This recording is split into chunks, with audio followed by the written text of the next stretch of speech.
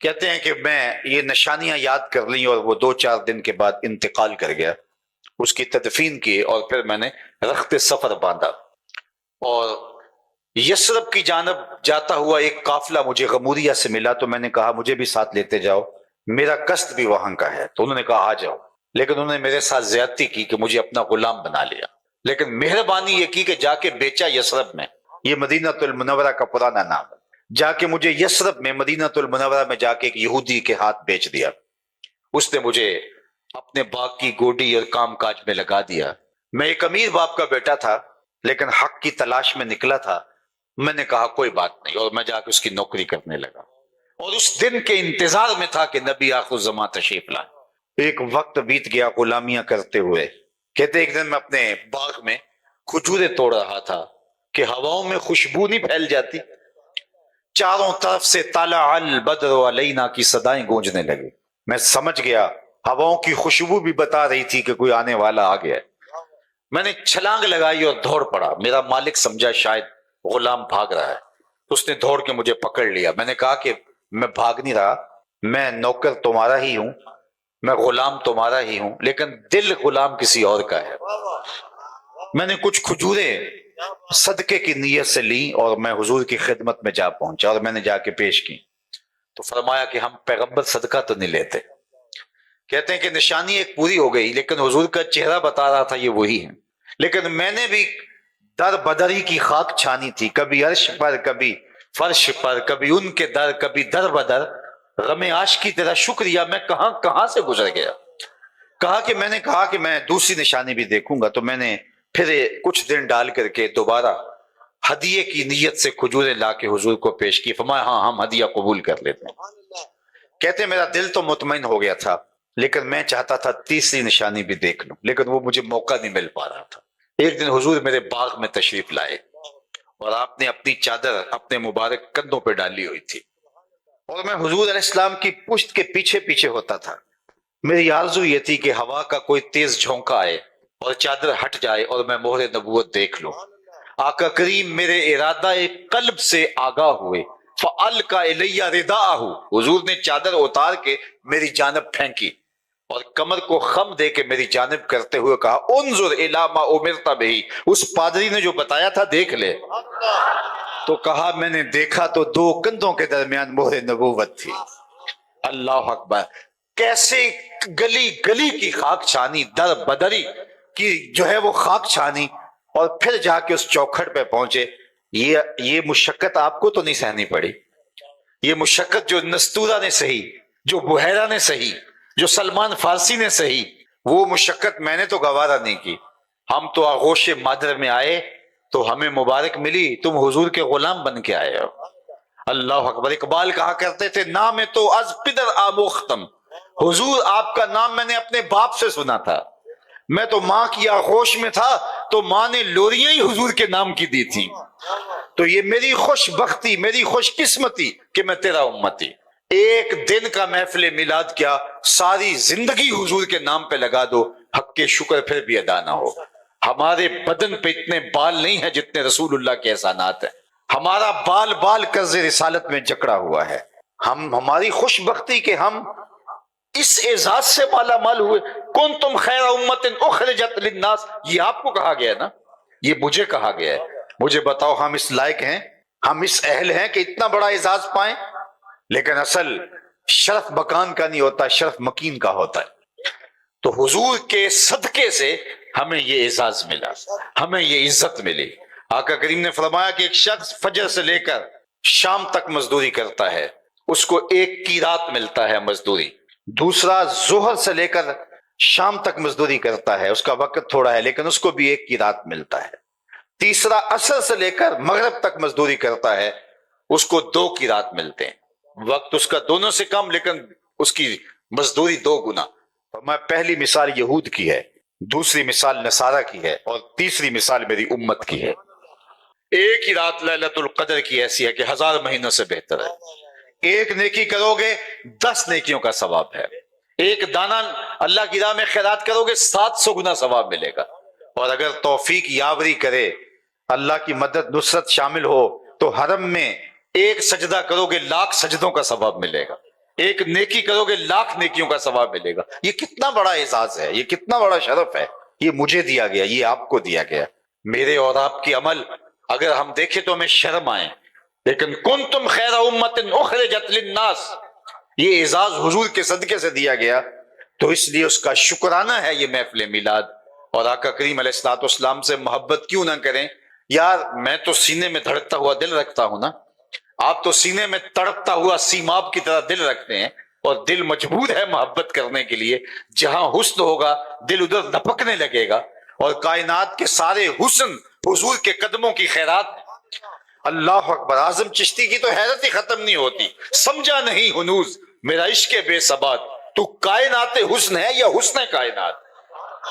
تو میں تو مجبور ہوں محبت کرنے کے لیے، لیکن حضور علیہ الصلوۃ والسلام سے محبت تو پتھروں نے بھی کی ہے، درختوں نے بھی کی ہے. اللہ اکبر. احد کی چھاتی پہ حضور کا قدم آتا ہے تو پہاڑ جھوم اٹھتا ہے. تو اللہ کے محبوب فرماتے ہیں اثبت احد فإنما علیک نبی و صدیق و شہیدان. اور کبھی فرمایا احد جبل یحبنا و نحبہ، احد ایسا پہاڑ ہے جو ہم سے پیار کرتا ہے، ہم اس سے پیار کرتے ہیں. مجھے بتاؤ کہ کبھی پتھروں کے سینوں کے اندر بھی پیار کی جوت آپ نے دیکھی ہے؟ ہمیں تو انسانوں کا پتہ نہیں چلتا کہ کون پیار کرتا ہے اور کون پیار کے روپ میں نفرت کرتا ہے. لوکی مینو منہ آتے خول چڑھا کے ملتے نے، ویکھن وہ کنے چنگے پیڑے کنے دل دے نے. کتنے لوگ ہوتے ہیں جو آستین کے سانپ ثابت ہوتے ہیں، لیکن حضور احد کے کلیجے میں اپنے پیار کو بھی دیکھ رہے ہیں. اور آؤ تمہیں محبت کی ایک دل آویز کہانی سناؤں. صحیح بخاری میں یہ کہانی ہے، دل آویز کہانی، خوبصورت کہانی. اللہ اکبر. حضور منبر پہ تشریف فرما ہے، اچانک مجمع سے رونے کی آواز آنے لگی، اور رونے والا اس درد سے روتا ہے کہ لگتا اس کا کلیجہ پھٹ جائے گا. حدیث میں لفظ ہے کناکت الخلوج، جس طرح اونٹنی کا بچہ گم ہو جائے اور وہ چیخیں مارتی ہے، دھاڑے مارتی ہے، رونے والا اس درد سے روتا ہے. صحابہ دائیں بائیں دیکھتے ہیں لیکن رونے والا دکھائی نہیں دیتا. دل لرز رہے ہیں سینوں کے اندر. مسجد نبوی اس کے رونے کی چیخوں سے گونج اٹھی، اور صحابہ حیرت میں مبتلا ہیں.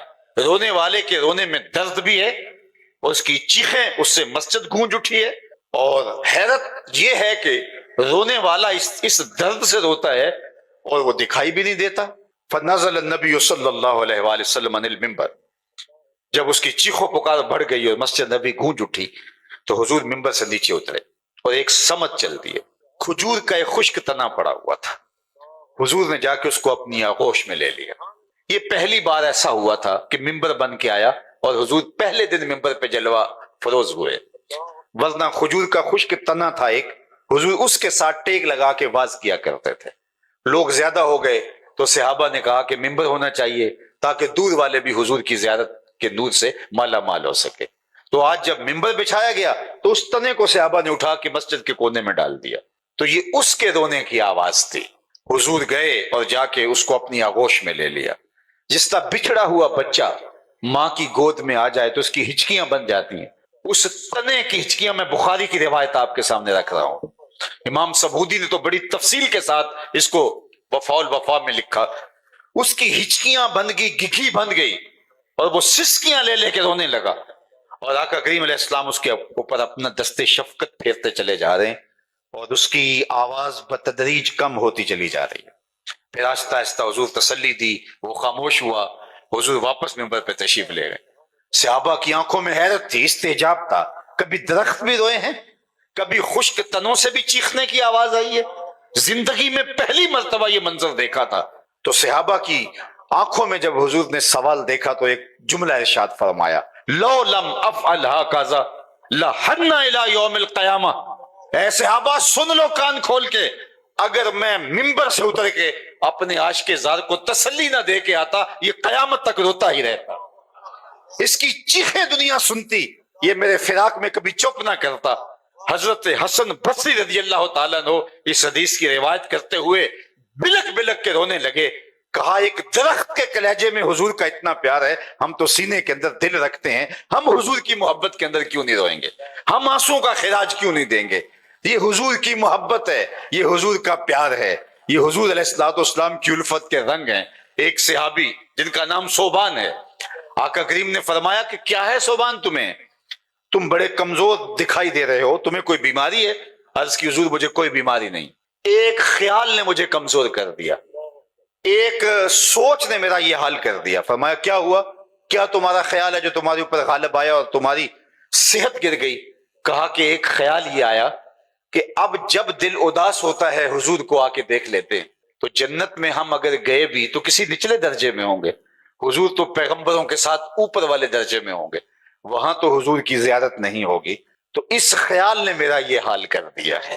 اللہ اکبر, جو آپ دیکھ رہے ہیں. تو اللہ کے محبوب علیہ السلام کی محبت ہمارے سینوں کا خزینہ ہے. لیکن میں صاحب اپنی گفتگو کو سمیٹتے ہوئے عرض کرنا چاہوں گا, محبت کے اظہار کے کئی رنگ ہیں.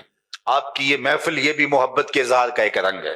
آپ کا جوش فراواں میں نعرے لگانا یہ بھی محبت کا ایک روپ ہے. آپ کا سر پہ امامہ باندھ لینا, آپ کا مٹھائیاں بانٹنا, آپ کا عقیدتوں کے مختلف رنگ اختیار کرنا, یہ سب محبتوں کا رنگ ہے. لیکن محبت کا سب سے بڑا داعیہ محبوب کی اطاعت ہے, محبوب کی فرما برداری ہے. محب جس سے محبت کرتا ہے اس کی فرما برداری کرتا ہے. وہ تو ایسا حکم دے دے جس کو بجا لانا ممکن نہ ہو, تو محب تو پھر بھی تیشہ اٹھا کے نہر کھودنے چل پڑتا ہے. مجھے بتاؤ, کبھی پتھروں سے بھی دودھ کی نہریں نکلی ہیں؟ پتھروں سے چشمے تو پھوٹتے ہیں, پتھروں سے کبھی دودھ تو نہیں نکلا.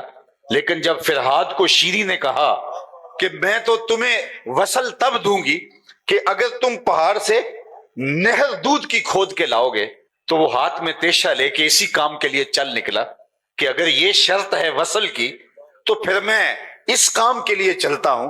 میرے اور آپ کے حق و مولا نے تو کوئی ایسا مشکل حکم نہیں دیا جو ممکن نہ ہو, بلکہ فرمایا لولا ان اشق علی امتی لامرتهم بالسواک عند کل صلاۃ, اگر میں اپنی امت پہ شاک نہ جانتا تو ہر نماز کے لیے جو وضو کیا جاتا ہے اس کے ساتھ مسواک کو لازم قرار دے دیتا. لیکن اللہ کے محبوب نے کہا کہ یہ مشکل ہو جائے گا, بھاری ہو جائے گا ان کے لیے, ان کے اوپر وہ حکم نافذ نہیں کرنا جو ان کو بجا لانا مشکل ہو جائے.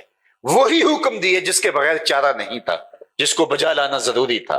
تو ہم پھر کیسے محب ہوں گے کہ اگر ہمیں پنج گانا نماز کی توفیق نصیب نہیں ہوگی. محبوب تو ایک بار کہہ دے, اور وہ پنجابی میں کہتے ہیں ادھی زبان سے بھی کہہ دے تو عاشق زندگی گزار دیتا ہے. اور قرآن و حدیث میں نماز کا حکم اور اس کی ترغیب تو 750 مرتبہ ہے, قرآن مجید میں بھی اور احادیث طیبہ میں مختلف سیغوں سے حکایتاً اور انشاءً تقریباً 750 مرتبہ نماز کا حکم ہے. اور تمہارے محبوب کا یہ حکم, اور پھر فرمائیں جعلت قرۃ عینی فی الصلاۃ, میری آنکھوں کی ٹھنڈک نماز میں رکھی گئی. اور بلال حبشی کو جب اذان کا کہتے تو کہتے ارحنا یا بلال, بلال اٹھو ہمارے سینے کو راحت پہنچا دو. تو ہم پھر عاشق کیسے ہوئے کہ اگر محبوب کی ادائیں ہماری زندگی میں نہیں اتری. محبوب کا حکم تو بہت بڑی بات ہوتی ہے, محب تو محبوب کی منشا کو بھی سمجھتا ہے.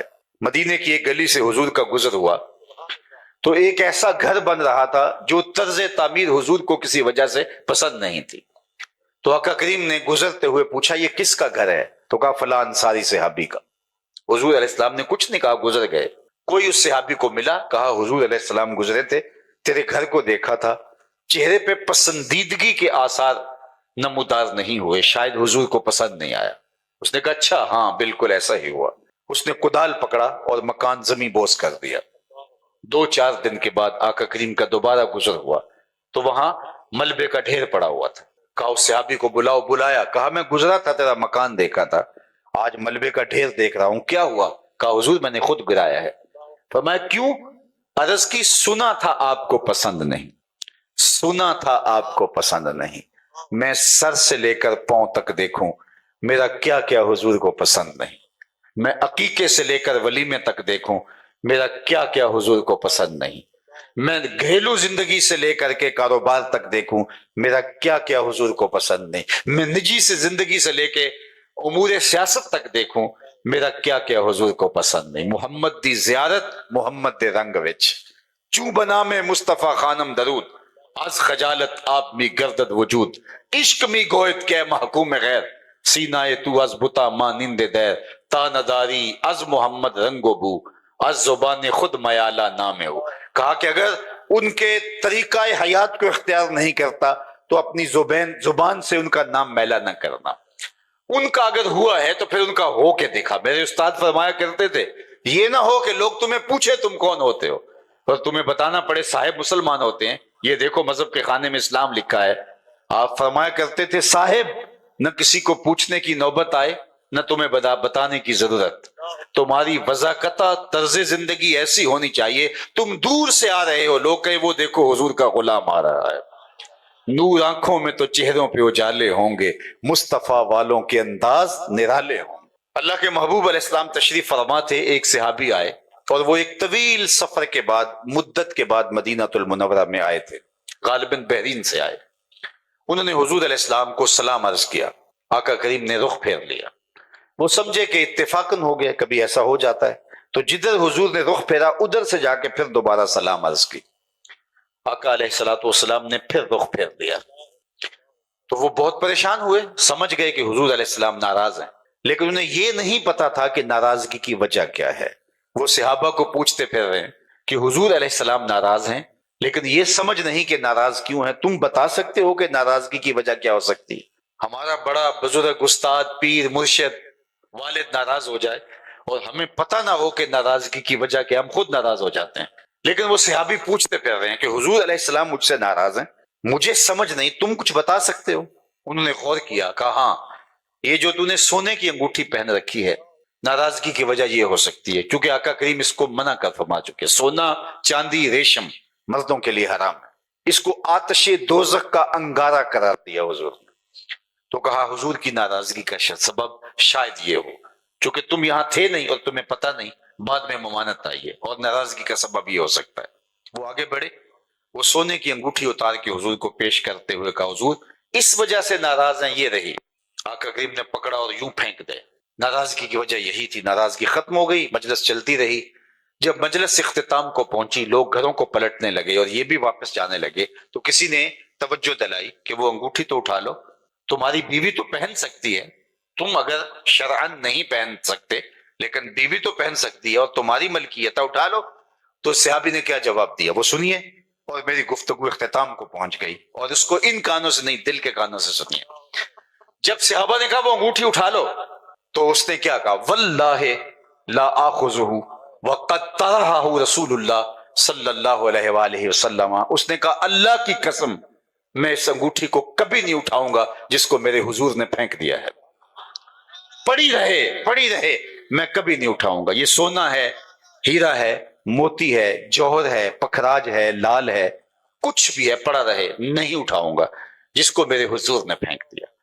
میں اور آپ محبت رسول کانفرنس کے اندر یہاں بیٹھے بیٹھے سوچیں ہم کوئی ایسی عادت تو نہیں اٹھا رکھی جو حضور نے پھینک دی ہو، ہم نے کوئی ایسی دوستی تو نہیں اٹھا رکھی جس کو حضور نے پھینکا ہو، ہم نے کوئی ایسا کاروبار تو نہیں اٹھا رکھا جس کو حضور نے پھینکا ہو، ہم نے کوئی ایسا رویہ تو نہیں اٹھا رکھا جس کو حضور نے پھینکا ہو، ہم نے کوئی ایسا انداز زیست تو نہیں اختیار کر رکھا جس کو حضور نے دور کر دیا ہو، ہٹا دیا ہو.